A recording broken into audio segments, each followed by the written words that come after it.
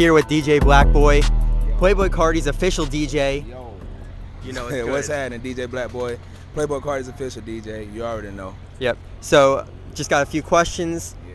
All right. So, you've been working with Playboy for a long time. Yeah. So, what has that been like? The progression from Cash Carti all the way up until now, which is Vamp Carti. Yeah, it's been crazy, man, to see the progression over time. I mean, like, I can recall back when, you know, the self-titled dropped, and we was on a tour with Gucci Mane, I think, at the time, and it was so crazy. Like, we was on the way to the next city, and just being so lit that it finally dropped, and we was able to really start going crazy. And to now, I mean, like, it's phenomenal, bro. He keeps raising the bar. It's dope to see. Right. It's honestly crazy. And how is it like for you to be DJing like literally the craziest shows? Is it like surreal to you, or you're just so used to it by now? Oh, I was just telling somebody, at this point it's like being a machine, man. But I mean, I can recall being on our first, you know, TV broadcast and live stream, like knowing that, okay, you can't make any fuck ups, doing the Jimmy Kimmel thing. Like, that's when I really started getting used to everything. And to now, like, after doing Coachella and so many tours and traveling the world so many times, it's amazing, man. So I've kind of gotten used to it now. Right. We want to know how your role has changed as like his DJ, because I mean, over time things have just changed. So Yeah. has things changed for you? Like, well, yeah, a lot of people don't know, but I'm still back there. You know, I'm still in control of the music. So whenever you start hearing sound, I'm the first person that initiates the lights and the pyro, all that stuff. Without me pressing the right buttons and getting everything right, the show really can't start per se, you know. Sure. But you know, I'm still back there, man, and it's elevated me to a point now where I'm realizing that, you know, even though I'm not on the mic now as much, I'm watching over so many other things, just making sure that, you know, when OG's out there, I'm making sure that the guitar stuff's going good for him, so that he doesn't have to keep coming back over and you know, being over, just making sure everything is going clean, just as it was as when I was on the mic. So it hasn't changed as much, but just besides, you know, being on the mic, but totally I'm still back there in control of everything. yeah. And for you personally, you're DJing for Carti. Do you DJ for anyone else, or you're just officially? I know you're officially, obviously, Carti's DJ, but do you do anyone else, or do you just stick with Carti? I've done some King Carson sets. I've done some Lonely sets, and that just all stems from doing, you know, the King Vamp tour and doing the sets then. Going around the country, you know, getting used to their music and their crowd and how they turn up and stuff like that. So I do theirs every once in a while. I could do Homicide every once in a while, you know, just around the whole Opium. So Sure. So Opium Game kind of came together with you, like you just saw it like come up from the top. It's kind of crazy to see, but now you're in a different entity, like where people don't see Carti.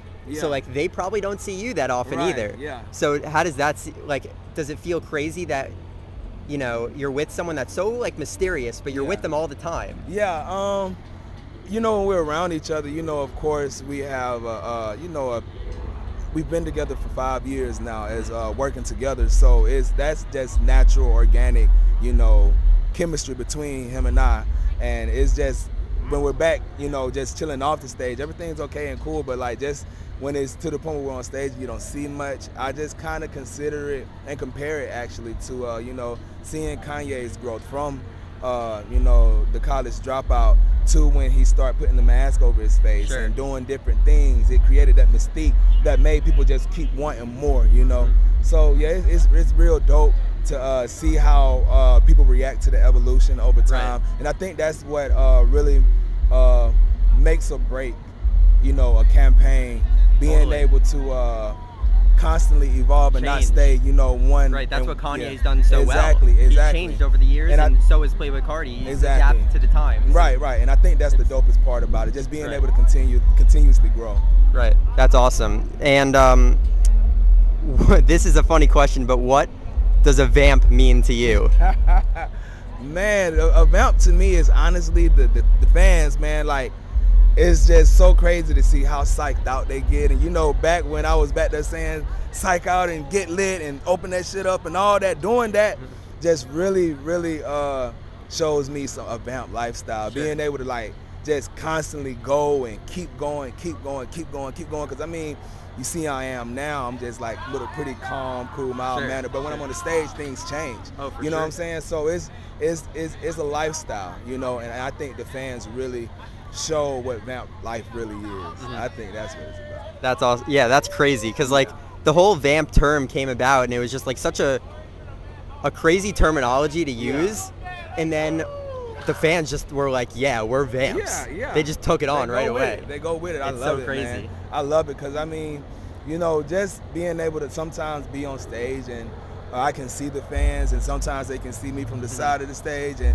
just seeing how lit they get and they acknowledge me and I'm acknowledging them, and it's just a vibe, dog. Yeah. It's a vibe. For sure. And then last question would be, will the Sirens ever make a return? Hopefully, man. Hopefully. I loved, like, the last time we used the Sirens was Lollapalooza, when the Miley Cyrus fans. Yeah, that was crazy. The Miley Cyrus fans. It was crazy. And, man, I just, you know, the Sirens are so crazy. I like, if I go out there and press them now, like, people are going to go crazy. It's nuts. Yeah, it's crazy. And, you know, it's so crazy. We was, when we got that sound, I had it on my laptop. It's just a typical DJ horn. I mean, you know, when you're in the club and you're DJing, and you turn the song over and play the horn and it goes crazy. But I mean, like, just seeing how the fans just took it as something more, you know. I mean, you already knew what it was when you hear the Sirens. Nothing else has to be said or done. Like, everybody asks about the Sirens. I hope they make a return one day, man. They will. I'm sure they will. At one point, they're gonna have to. Thank you so much. I appreciate it. Thank you. It's awesome. Thank you so much. I really appreciate it.